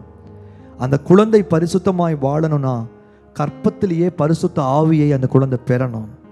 குழந்தை கற்பத்தில் பரிசுத்த ஆவியை பெறணும்னு சொன்னா ஒரு தாய் ஜெபிக்கிற ஒரு தாயா இருக்கணும், தேவனை நோக்கி பார்க்கிற ஒரு தாயாக. நான் உங்களுக்கு முன்பாக சொன்ன அந்த 2 காரியங்கள், அந்த காரியங்களை நினைவில் வைத்து, ஒன்று தேவனிடத்தில் விசாரிக்கிறவர்களாக தேவையில்லாத காரியங்களை உள்ளெடுக்காம நல்ல காரியங்களை உள்ளெடுக்கும் பொழுது பரிசுத்த ஆவியினால குழந்தையை கர்த்தர் நிரப்புவார். அந்த குழந்தை பிறக்கும் பொழுது பாவத்தில் பிறக்கிற குழந்தை பாவம் தான் செய்யும், பரிசுத்தத்தில் பிறக்கிற குழந்தை பரிசுத்த மார்க்கமாய் வாழ்வதற்குண்டான பலனை பெற்றுக் கொண்டிருக்கும். ஹல்லேலூயா சொல்லுங்க, ஹல்லேலூயா. இன்றைக்கு கடந்து செல்லுவோம். முதலாவது நம்ம பார்த்தோம், அம்மாமார்கள் பிள்ளைகளோடு இருக்கிறவர்களுக்கு நீங்கள் செய்ய வேண்டிய காரியம் லேமுவேலுடைய தாய் செய்தாங்க, நீதிமொழிகள் 31ஆம் அதிகாரத்தில். 2வது நம்ம பார்த்தோம், இப்பொழுதும் பிரெக்னெண்டா இருக்கிறவங்க, கர்ப்பமா இருக்கிறவர்கள், மற்றபடிக்கு திருமணமாய் ஒரு சில நாட்களில் குழந்தை பெறக்கூடியவர்கள், நாங்கள் எப்படியா இருக்க வேண்டும்? சிம்சனுடைய அம்மா மனோவாவுடைய மனைவி அவர்களைப் போல, ரெபேக்காளை போல, எலிசபெத்தை போல நாங்கள் இருக்க நாங்கள் அழைக்கப்பட்டிருக்கிறோம். அல்லேலூயா. நீங்கள் அப்படிப்பட்ட பிள்ளைகள். நான் சொல்லுகிறேன், அப்படியாய் இருக்கும் பொழுது உங்களிடத்திலிருந்து பிறக்கிற குழந்தை பரிசுத்தமாய் பிறக்கும். அல்லேலூயா சொல்லுங்க. எங்களிடத்திலிருந்து பிறக்கிற குழந்தை ஆசீர்வாதமாய் வளரும். தேவ ஆவியில் அது தேறி இருக்கும். கர்த்தர் அப்படியே செய்வாராக. இந்த வேளையில அப்படி கர்ப்பமாய் இருக்கிறவர்கள் அந்த குழந்தைக்காய் காத்து அப்படியே தேவன் செய்வாராக. அல்லேலூயா சொல்லுங்க, ஆமென். அடுத்த கேட்டகரி என்ன தெரியுமா? அடுத்த கேட்டகரி, 3வது கேட்டகரி என்ன தெரியுமா? சில நேரங்களில் நீங்கள் அநேக வருடங்களாய், பாஸ்டர் எனக்கு குழந்தை இல்லை பாஸ்டர், பல வருடங்களாய் காத்திருக்கலாம். நான் உங்களுக்கு முன்பாக சொன்னது போல வேதம் உங்களையும் தாய்மார்களாய்த்தான் அடையாளம் காண்கிறது. உங்களுடைய இருதயத்தில் நீங்கள் பல வேதனையோடு இருக்கலாம். ஏனென்று சொன்னால் இது ஒரு நிந்தையான ஒரு சூழ்நிலை, இது அவமானமான ஒரு சூழ்நிலை என்றும் அநேகர் காண்கிறது உண்டு. எல்லாருக்கும் இருக்கிற காரியம் எனக்கு நடக்கல, எல்லாருக்கும் திருமணமாகி இந்த வயதில் நடக்க வேண்டிய விஷயம் அநேக நாட்களாய் காத்திருக்கிறேன். இந்த கேட்டகரி நான் என்னத்தமா சொல்றேன், mothers, you are expecting for so long, ரொம்ப நாளாக காத்திருக்கிறீங்க. நீதிமொழிகள் 13:12, Proverbs 13:12 says this, hope deferred makes the heart sick, but a longing fulfilled is a tree of life. நெடுங்காலமாய் காத்திருத்தல் இருதயத்தை இளைக்க பண்ணும், விரும்பினது வரும்போது ஜீவ விருட்சம் போல இருக்கும். கர்த்தர் உங்களுக்கு தருகிற வாக்கு என்னன்னா, வேதத்தில் நாங்கள் பார்க்கிறோங்க, அன்பான தேவனுடைய பிள்ளையே, வேதத்துல பல ஆண்டுகள் காத்திருந்தவர்கள் உண்டு. சாராளை பார்க்கும் பொழுது பல ஆண்டுகள் காத்திருந்தார்கள். ரெபேக்காளை பார்க்கும் பொழுது ஆண்டுகளாய் காத்திருந்தார்கள். ராகேலை பார்க்கும் பொழுது பல ஆண்டுகளாய் காத்திருந்தார்கள். அன்னாளை பார்க்கும் பொழுது பல ஆண்டுகளாய் காத்திருந்தார்கள். சிம்சனுடைய அம்மா மனோவாவுடைய மனைவியை பார்க்கும்போது பல ஆண்டுகளாய் காத்திருந்தார்கள். நாங்கள் முன்பாக வாசித்தோம், எலிசபெத் அவர்களை பார்க்கும் பொழுது பல ஆண்டுகளாய் காத்திருந்தார்கள். ஆனால் ஒன்றுங்க, விலையேற பெற்றது உங்களுடைய வாழ்க்கையிலிருந்து உங்களுக்கு பிறக்க போகிற பிள்ளை அது விசேஷமான ஒரு பிள்ளையாய் தான் இருக்க வேண்டும். அழிந்து போகிற பொன் அக்கினினால சோதிக்கப்படுமா, அதை பார்க்கிலும் விலையேற பெற்றதா இருக்கிற உங்கள் விசுவாசம் சோதிக்கப்பட்டு இயேசு கிறிஸ்து வெளிப்படும் போது உங்களுக்கு புகழ்ச்சியும் கனமும் மகிமையும் உண்டாக காணப்படும். நான் நிச்சயமாய் உங்களுக்கு சொல்லுகிறேன், உங்களுக்கு இத்தனை நாட்கள் காத்திருக்க வேண்டிய அவசியம் ஏற்பட்டதுக்கு காரணம் என்ன தெரியுமா? அந்த குழந்தை ஏற்ற காலத்தில் பிறக்க வேண்டும். ஏனென்றால் ஒரு சிறப்பான ஒரு நோக்கம் அந்த குழந்தைக்கு மேலே இருக்கிறது, ஒரு சிறப்பான தரிசனம் இருக்கிறது. கவனமா கேளுங்க அன்பான தேவனுடைய பிள்ளையே, நல்லா யோசிச்சு பாருங்க தேவனுடைய பிள்ளையே. நீங்கள் பார்க்கும் பொழுது சாராளுக்கு பிறக்கிற ஒரு வித்து, அதுல பெரிதான ஒரு நோக்கம் இருந்தது. ஈசாக்கை குறித்த ஒரு நோக்கம் இருந்தது. ரெபேக்காளுக்கு பிறந்த யாக்கோபை குறித்த ஒரு பெரிதான நோக்கம் இருந்தது. ராகேலுக்கு பிறந்த யோசேப்பை குறித்த ஒரு பெரிதான நோக்கம் இருந்தது. மனோவாவுக்கு பிறந்த அவருடைய மனைவிக்கு பிறந்த சிம்சோனை குறித்த ஒரு நோக்கம் இருந்தது. இவர்கள் யாவரும் அன்னாளுக்கு பிறந்த சாமுவேலை குறித்த ஒரு பெரிய நோக்கம் இருந்தது. எலிசபெத்துக்கு பிறந்த யோவான் ஸ்நானகனை குறித்து இவர்கள், நான் சொல்றேன், இத்தனை வருடங்களாய் காத்திருந்தவர்கள். இவர்கள் ஒவ்வொருவருடைய பிள்ளைகளும் தேசத்தில் பெரியவர்களாய் இருந்தார்கள். கர்த்தர் பட்சமாய் ஜனங்களை திருப்புகிறவர்களாய் இருந்தார்கள். தீர்க்கதரிசிகளாய் இருந்தார்கள். கர்த்தர் நோக்கங்களை நிறைவேற்றுகிறவர்களாய் இருந்தார்கள். அன்பான தாய்மார்களே, இந்த வேளையிலும் எனக்கு இன்னும் நடக்கல நினைக்காதீங்க. உங்களுக்கானது தேவ சமூகத்தில் உருவாகி கொண்டிருக்கிறது. காத்திரு மகனே, காத்திரு மகளே, கர்த்தர் உனக்காய் பெரிய காரியங்களை வைத்திருக்கிறார். ஹalleluya. இன்னைக்கு நான் இன்னும் கர்ப்பத்தரிக்க முடியல. எத்தனையோ முறை ட்ரை பண்ணி ஃபெயில் ஆயிருச்சு. எத்தனையோ ஐவிஆர் பண்ணி ஃபெயில் ஆயிருச்சு. எல்லாம் உலகம் ஃபெயில் ஆகுங்க. வானமும் பூமியும் ஒளிந்து போகும், அவருடைய வார்த்தை ஒளிந்து போகாது. சாராளை கருத்தரிக்க செய்தவர், ரெபேக்காளை கருத்தரிக்க செய்தவர், ராகேலை கருத்தரிக்க செய்தவர் அதே தேவன் உங்களையும் கருத்தரிக்க செய்வார். அந்த நாட்களுக்காய் காத்திருங்கள், அந்த நாட்களுக்காய் ஜெபித்திருங்கள். ஏனென்றால் உங்களிடத்திலிருந்து பிறக்க போகிற குழந்தை, the child that is going to be born of you has a greater purpose. Hallelujah, சொல்லுங்க hallelujah, hallelujah. எபிரேயர் 11ஆம் அதிகாரம் 11ஆம் வசனம் இப்படியாய் சொல்லுகிறது, by faith Sarah, who was past childbearing age, was enabled to bear children because she considered him faithful who had made the promise. யாராவது வாசிங்க தமிழ்ல எபிரேயர் 11:11. எபிரேயர் 11:11. சாராளும் வாக்குத்தத்தம் பண்ணினவர் உண்மை உள்ளவர் என்றெண்ணி கற்பந்தரிக்க பலனடைந்து வயது சென்றவளாய் இருந்தும் பிள்ளை பெற்றாள். ஹalleluya. அவள் விசுவாசத்தினாலே காத்திருந்தாள். ஏன் தெரியுமா? பெறப்போகிறது வாக்குத்தத்தத்தின் மகன். ஹalleluya சொல்லுங்க. நீங்கள் பெறப்போகிறது வாக்குத்தத்தத்தின் பிள்ளை. சத்தமா சொல்லுங்க, I am going to bear, I'm going to bear a child. Hallelujah, child of promise. Hallelujah. ஆதியாகமம் வாசிக்கிறதுக்கு நேரம் இல்லை உங்களுக்கு, கடகடன்னு சொல்லி போறேன். ஆதியாகமம் 25:21 ஈசாக்கு தன்னுடைய மனைவி நிமித்த மனைவிக்காக அவன் ஜெபம் பண்ணினான். Isaac prayed to the Lord on behalf of his wife because she was childless. அவள் குழந்தை இல்லாதவளாய் இருந்தாள். The Lord answered his prayer and his wife Rebecca became pregnant. Hallelujah. You know what? இன்னைக்கு தேவனுடைய பிள்ளையே, கணவன்மார்களே, see, sometimes when the wife doesn't have children, நீங்கள் அவங்களை ஒதுக்க முடியாது. You have a responsibility. Pray for your wife. சில நேரங்கள் இந்த உலகத்தில் நடக்கிற காரியம், பிள்ளை இல்லைன்னு சொல்லிட்டு அவங்கள டைவர்ஸ் பண்ணிட்டு இன்னொரு ஆளை கல்யாணம் பண்ணிடுவாங்க. நான் சொல்லுகிறேன், கர்த்தருடைய பிள்ளையே, நீ எந்த நிலைகளில் இருந்தாலும் தேவனுடைய பிள்ளைகள் நீங்கள் கணவன்மார்கள் இருக்கிறீங்கன்னு சொன்னா சொல்றேன், ஜெபம் பண்ணுங்கள். ஏன்னா உங்களிடத்திலிருந்து, உங்களுடைய மனைவியின் இடத்திலிருந்து கர்த்தர் பிறப்பிக்க போகிற அந்த ஜீவன், அது வாக்குத்தத்தம் பண்ணப்பட்ட குழந்தை. 1 சாமுவேல் 1ஆம் அதிகாரம் 8ஆம் வசனத்தில் எல்கானா அந்த மகளை அன்னாள் துக்கத்தோடு அழுது கொண்டிருந்த போது எல்கானா அவளை பலப்படுத்தினான். அநேக குமாரர்களை பார்க்கிலும் நான் உனக்கு போதுமானவன் அல்லவா என்று சொல்லி அவளை தள்ளவில்லை, அவளை ஒதுக்கவில்லை, அவளை பலப்படுத்தினான். தேவனுடைய பிள்ளையே, உன்னுடைய மனைவியை, கணவன்மார்களை பலப்படுத்துங்கள். If your wife has been expecting for so long, you never know. So sometimes we think as men, நாங்க அந்த கஷ்டம். No, you never know what your wife is going through. Your experience might be similar, but what she is through is completely different to what you are through. அதனால support your wife. உன்னுடைய மனைவியை ஆதரியுங்கள், அவளை தேற்றுங்கள்.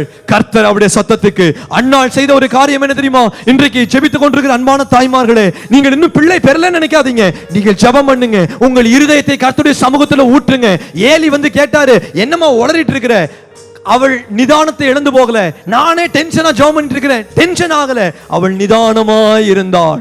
கர்த்தருடைய சமூகத்தில் தன்னுடைய இருதயத்தை ஊற்றினாள். தேவன் அவளுக்கு ஒரு வாக்குத்தத்தத்தை கொடுத்தார். அதற்கப்புறம் அவள் துக்கமுகமாய் இருக்கவில்லை. சொல்லுங்க, நான் இன்றிலிருந்து இப்பொழுது நீங்கள் இந்த ஜெபத்தை கேட்டுக்கொண்டு இந்த ஆராதனை பார்த்து இப்பொழுது நீங்கள் அழுது கொண்டிருக்கிறவர்களாய் இருந்தால் நான் உங்களுக்கு சொல்லுகிறேன், இனியிலிருந்து நீங்கள் அழக்கூடாது. உங்களுடைய கண்களை துடைத்துக் கொள்ளுங்கள், உங்களுடைய கண்களை துடைத்துக் கொள்ளுங்கள். உங்களுக்காய் கர்த்தர் உங்களை நினைத்தருளுவார்.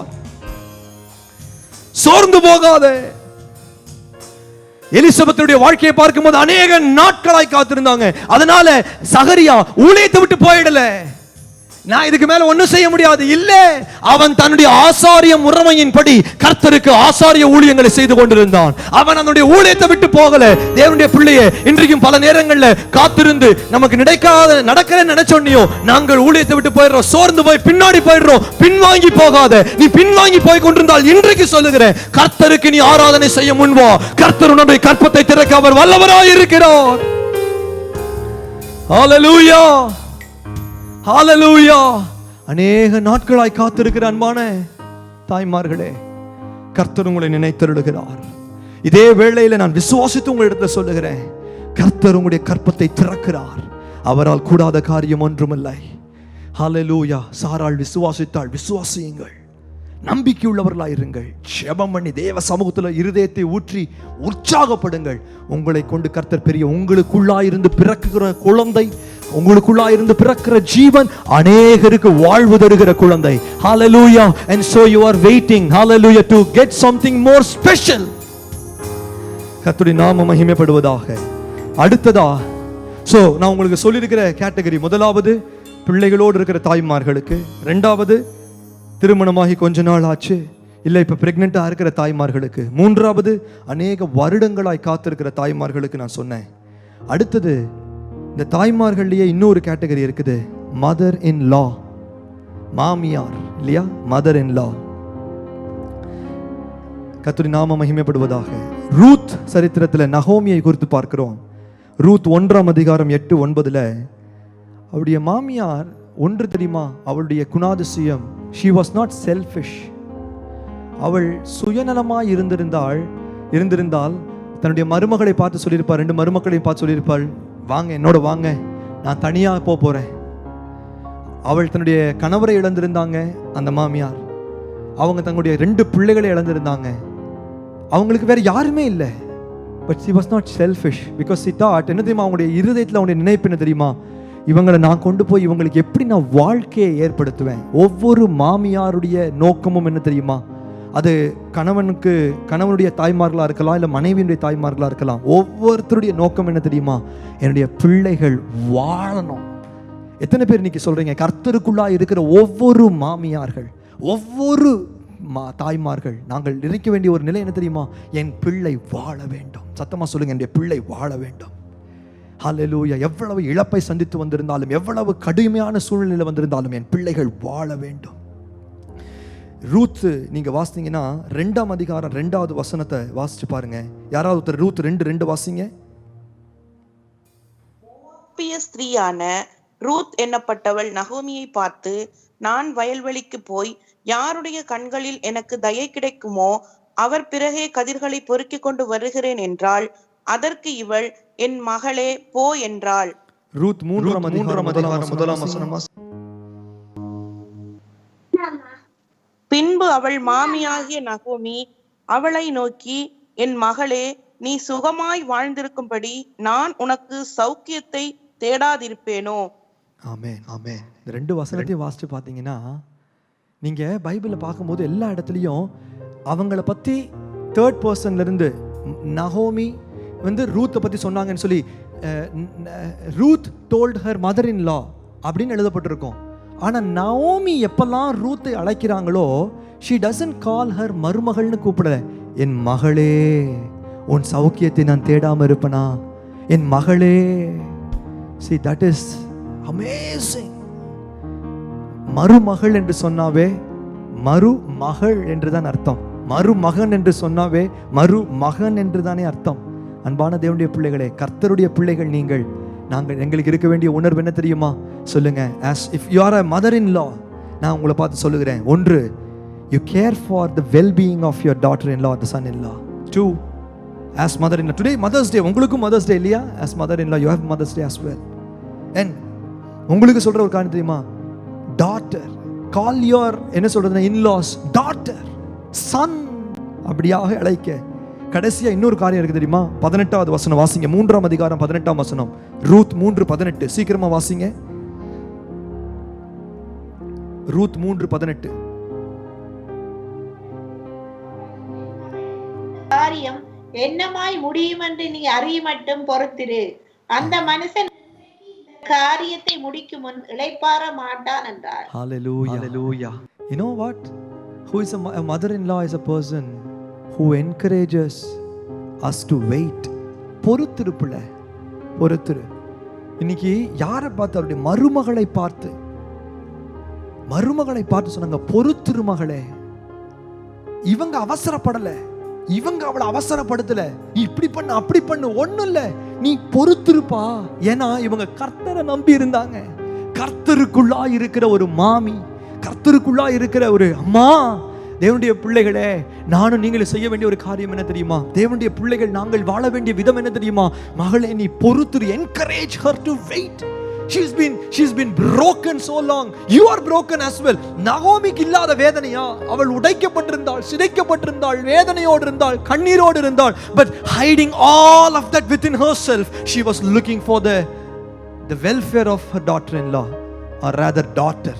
அவளுடைய மகளை குறித்து அவள் தாகத்தோடு அவளை உற்சாகப்படுத்தி நல்ல வாழ்க்கையை ஏற்படுத்தி கொடுத்தாள். That is mother-in-law. So நான் சொன்ன கேட்டகரி எல்லாம் நீங்க டைப் பண்ணுங்க பார்ப்போம். முதலாவது category mothers with children. Currently இப்ப mothers with children. Category number 2, expecting mothers or pregnant mothers. மூன்றாவது, mothers who have been waiting for so long. மூன்றாவது, mothers who have been waiting for so long. Type பண்ணி போடுங்க. Number 4, mother in law. நாலாவது, மாமிமார்கள். ஐந்தாவது, பாட்டிமார்கள். பாட்டியை விட்டுற முடியுமா? நம்ம விடவே முடியாது. பாட்டிமார்களே, 2 தீமோத்தேயு 1ஆம் அதிகாரம் 5ஆம் வசனம் வாசிங்க. 2 தீமோத்தேயு கிராண்ட்மாக்கு ஆண்டவர் என்ன சொல்லியிருக்காரு? வாசிங்க. 2 தீமோத்தேயு chapter 1 verse 5.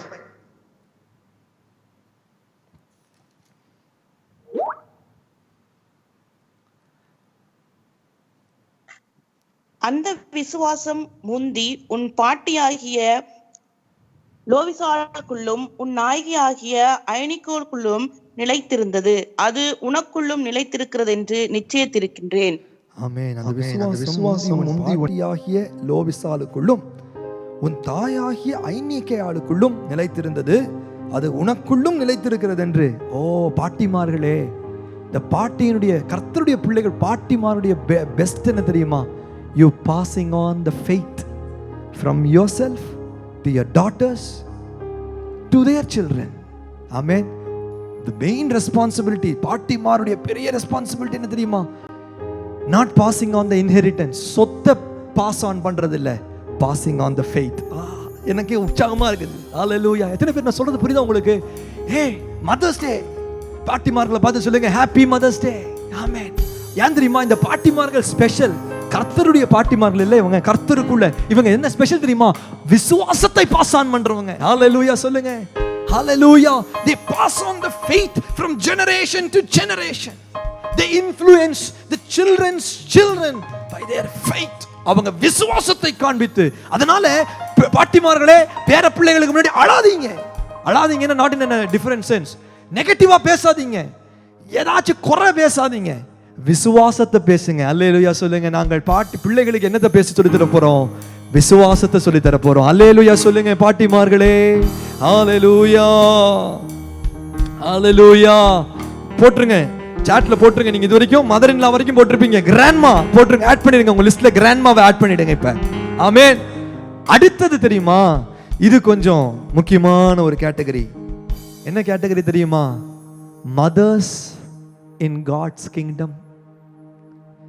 இது கொஞ்சம் துக்கமான ஒரு காரியம். உலகத்தில் எல்லாரும் மதர்ஸ் டே செலிப்ரேட் பண்ணும்போது அம்மாமார்ல இழந்தவங்களுக்கு இருதயம் உடைஞ்சு போயிருக்கும். எனக்கு அம்மா இல்லையே அப்படிங்கிற ஒரு வேதனையோடு பார்த்து கொண்டிருக்கிற அன்பான தேவனுடைய பிள்ளையே, எபிரேயர் 11ஆம் அதிகாரம் 35ஆம் வசனம். யாராவது ஒருத்தர் வாசிங்க எனக்காக. எபிரேயர் 11ஆம் அதிகாரம் 35ஆம் வசனம். Hebrews 11:35. ஸ்திரீகள் சாக கொடுத்த தங்களுடையவர்களை உயிரோடு எழுந்திருக்க பெற்றார்கள். வேறு சிலர் மேன்மையான உயிர்த்தெழுதலை அடையும் படிக்கு விடுதலை பெற சம்மதியாமல் வாதிக்கப்பட்டார்கள். ஆமென், ஆமென். இவர்கள் யார்? ஸ்திரீகள். அம்மாமார்கள், மதர்ஸ் சாக கொடுத்து தன்னுடையவர்களை உயிரோடு எழுந்திருக்க பெற்றார்கள். ஓகே, வேறு சிலர் மேன்மையான உயிர்த்தெழுதலை அடையும்படிக்கு விடுதலை பெற சம்மதியாமல் வாதிக்கப்பட்டார்கள். இந்த பூமியில வாதிக்கப்பட்டார்கள்.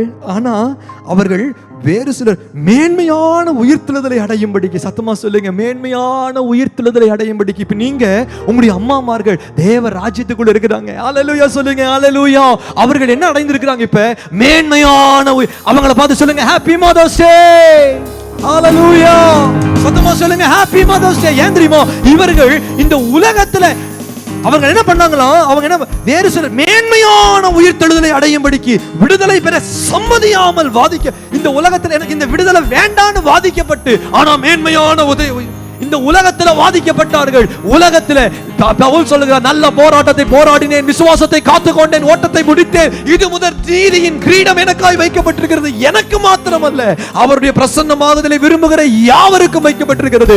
இந்த பாட்டு, இந்த அம்மாமார்கள் யார் தெரியுமா? தேவர் ராஜ்யத்துக்குள்ளாய் இருந்து, எபிரேயர் 12ஆம் அதிகாரம் முதல் வசனம் சொல்லுது, ஆகையால் மேகம் போன்ற இத்தனை திரளான சாட்சிகள் நம்மை சூழ்ந்திருக்க, எல்லாரும் நமக்கு சாட்சியாய் சூழ்ந்திருக்கிற அம்மாமார்கள் நம்முடைய சபையில அநேகருடைய அம்மாமார்கள் தேவ ராஜ்யத்தில் இருக்கிறார்கள். எல்லாரும் இருக்கிற இடத்துல கரங்களை உயர்த்தி சொல்லுங்க, ஹாப்பி மதர்ஸ் டே அம்மாமார்களே. because you encourage us மேன்மையான உயிர்த்தெழுதலை பெறுவதற்கு எங்களை உற்சாகப்படுத்துகிற தாய்மார்கள் அவர்கள். ஆகையால் மேகம் போன்ற இத்தனை திரளான சாட்சிகள் நம்மை சூழ்ந்திருக்க, பாரமான யாவற்றையும் நம்மை சுற்றி நெருங்கி நிற்கிற பாவத்தையும் உதறி தள்ளிவிட்டு விசுவாசத்தை துவக்குகிறவரும் முடிக்கிறவருமாகிய இயேசுவை நோக்கி பொறுமையோடு ஓட நம்மை உற்சாகப்படுத்துகிறது யார் தெரியுமா? 2 கரங்களை உயர்த்தி சொல்லுங்க, மேன்மையான உயிர்த்தெழுதலை அடைந்த தாய்மார்கள். ஹல்லேலூயா, ஹல்லேலூயா. ஏசாயா 40ஆம் அதிகாரம், சோர்ந்து ஆண்டவர் சோர்ந்து போகிறவனுக்கு பலன் தர சத்துவம் இல்லாத சத்துவத்தை கொடுக்கிறார். ஆண்டவர் சொல்றாரு, கர்த்தருக்கு காத்திருக்கிறவர்கள் யார் தெரியுமா? இவர்கள், இந்த தாய்மார்கள் தேவ ராஜ்யத்துக்குள்ள புது பலன் அடைந்திருக்கிறார்கள். செட்டைகளை அடித்து கழுகுகளை போல எழும்பி அவர்கள் ஓடினாலும் இனி இளைப்படைய மாட்டார்கள், நடந்தாலும் சோர்ந்து போக மாட்டார்கள். கனவீனம் உள்ளவர்களாய் விதைக்கப்பட்டார்கள், கனமுள்ளதாய் எழும்பினார்கள். மகிமையற்றவர்களாய் விதைக்கப்பட்டவர்கள் மகிமை உள்ளதாய் எழும்பி இருக்கிறார்கள். தேவ ராஜ்யத்தில் இருக்கிற அவர்களையே நாங்கள் நோக்கி, ஆண்டவரே, நாங்களும் அந்த தாய்மார்களை நோக்கி நாங்கள் சொல்லுகிறோம், நாங்களும் அவர்களை நோக்கி உம்மை பின்பற்றி வருகிறோம். எங்களுக்கு சாட்சியாய் மேன்மையான உயிர்த்தெழுதலை அடைவதற்கு இந்த உலகத்தில் அந்நியர்களும் பரதேசிகளுமாய் வாழ்ந்தார்கள், இந்த உலகத்தில் கஷ்டப்பட்டு வாழ்ந்தார்கள். ஆனால் மேன்மையான உயிர்த்தெழுதலை அடைவதற்கு நமக்கு சாட்சியை ஏற்படுத்தி இருக்கிறார்கள். அவரை தொடர்ந்து நாங்கள் ஓடும்படியாக நமக்கு உற்சாகத்தை கொடுக்கிறவர்கள். Happy mother's day. Hallelujah.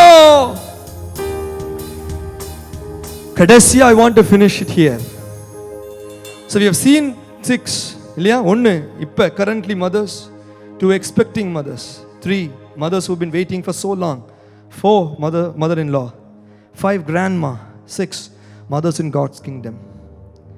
And the final thing is, நாங்க ஆரம்பத்துல பார்த்தோம், ஏவாள். ஏவாள் அப்படின்னு என்ன அர்த்தம்? ஈவ், லைஃப் கிவர் என்ற அர்த்தம்.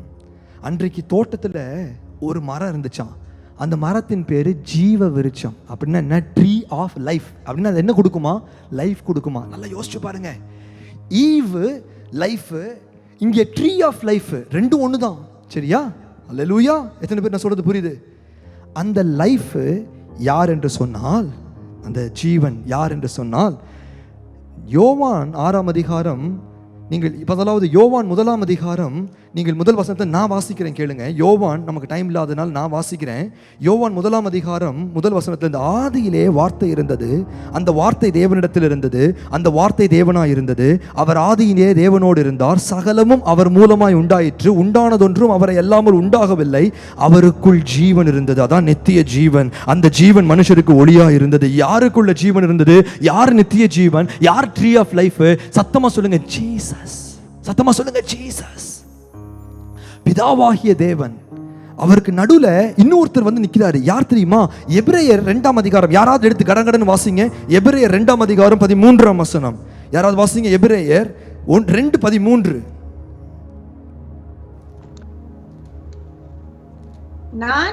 நான் அவரிடத்தில் நம்பிக்கையாய் இருப்பேன் என்றும், இதோ நானும் தேவன் எனக்கு கொடுத்த பிள்ளைகளும் என்று சொல்லி இருக்கிறார். ஹல்லேலூயா. நான் அவரிடத்தில் நம்பிக்கையா இருப்பேன். யார்கிட்ட? அப்பாட்ட, பிதாட்ட. நான் அவர்களுக்கு தேவனுடைய சத்தியத்தை வெளிப்படுத்துவேன். யார் சத்தியத்தை போதிக்கிறாங்க? நான் உங்களுக்கு சொன்னேன். யாரு? லேமுவேலுடைய அம்மா எதை போதிக்கிறாங்க? சத்தியத்தை போதிக்கிறாங்க. நானும் எனக்கு தேவன் கொடுத்த பிள்ளைகள், என்னுடைய கர்ப்பத்தின் குமாரனே. ஹல்லேலூயா. யார் தெரியுமா இந்த வார்த்தையை சொல்றா? இயேசு. ஹல்லேலூயா. நமக்கு எல்லாருக்கும் ஒரு அம்மா இருக்கிறாருங்க, அவர் பேர் இயேசு. ஹல்லேலூயா சொல்லுங்க. ஹல்லேலூயா. ஹல்லேலூயா. ஜீவன் தருகிறவர், லைஃப் ஈவ், ஜீசஸ். சத்தமா சொல்லுங்க, ஜீசஸ். ஹல்லேலூயா. ஹல்லேலூயா. ஹல்லேலூயா. அவர் எப்படிப்பட்ட அம்மா தெரியுமா? ஹல்லேலூயா. ஹல்லேலூயா. நமக்காக he is our mother. He waited for so long. பல நாட்கள் காத்திருந்து நம்மை பெற்றெடுத்த ஒரு அம்மா. பல நாட்கள் நமக்காய் காத்திருந்தாருங்க. பல நாட்கள் நமக்காய் காத்திருந்தாரு. என்னுடைய பிள்ளைகளை எப்படியாவது மீட்கணும், ஆனா பிள்ளைகளை மீட்க முடியல, பிள்ளைகளை பெற முடியல. பிள்ளைகளுக்காய் தன்னுடைய ஜீவனை கொடுத்து மீட்டெடுத்தாருங்க ஒரு அம்மா. உயிரை கொடுத்தாங்க. இந்த பிரசவத்தில் போயிட்டு வர சொல்லுவாங்க, 2வது பிறப்புன்னு சொல்லுவாங்க. உண்மையா இந்த அம்மா, அந்த அப்பா இயேசு என்ன பண்ணார் தெரியுமா? அவர் அவர் அவர் மரணத்தை ருசி பார்த்தார். மரணத்துக்குள்ளாய் தன்னுடைய ஆத்துமாவை ஊற்றினார். இவர் உயிரோடு கூட எழுந்தார். இன்றைக்கு நம்மை தம்முடைய பிள்ளைகளாய், சொல்லுங்க சத்தமா சொல்லுங்க, என்னுடைய அம்மா என்னை பிள்ளையாய் சேர்த்திருக்கிறார். He teaches us. லேமுவேலுக்கு சொல்லிக் கொடுத்தது போல he teaches us. நகோமி காண்பித்தது போல அக்கறை உள்ளவராக இருக்கிறார். நம்மளை பார்த்து உற்சாகப்படுத்துகிறார். காத்திரு மகனே, காத்திரு மகளே, நமக்காக, நமக்கு வரப்போகிற ராஜ்யத்துக்காய் நமக்காய் காத்திருக்கிறார். ஹல்லேலூயா. மாத்திரமல்ல, இப்பொழுதும் நமக்காக வீட்டை ரெடி பண்ணிட்டு இருக்கிறார். யாருங்க வீட்டை ரெடி பண்றது? நம்முடைய அம்மா நமக்காக வீட்டை ரெடி பண்ணிட்டு இருக்கிறாங்க. ஹல்லேலூயா. அவர்தான் நமக்கு அப்பா, அவர்தான் நமக்கு அம்மா. தாய் என்கிற ஸ்தானத்திலே இருந்து நம்மை தேற்றி, தாய் என்கிற ஸ்தானத்திலிருந்து நம்மை ஆற்றி, தாய் என்கிற ஸ்தானத்திலிருந்து நம்ம அழிந்து போகாதபடிக்கு தன்னுடைய ஜீவனை கொடுத்து, தாய் என்கிற ஸ்தானத்திலிருந்து எனக்காய் உங்களுக்காய் அப்பாவுடைய வலது பார்சத்தில் பரிந்து பேசிக் கொண்டிருக்கிறவர். ஹல்லேலூயா சொல்லுங்க. அம்மா உமக்கு ஸ்தோத்திரம். ஹல்லேலூயா. ஹல்லேலூயா.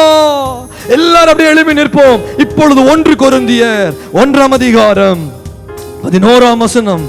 11ஆம் அதிகாரம் 1 கொரிந்தியர் 11ஆம் அதிகாரம் 24, 25, 26 நாங்கள் வாசித்து அப்படியே இந்த ஆராதனை நாங்கள் திருப்பந்திக்குள்ளாய் கடந்து செல்ல போகிறோம்.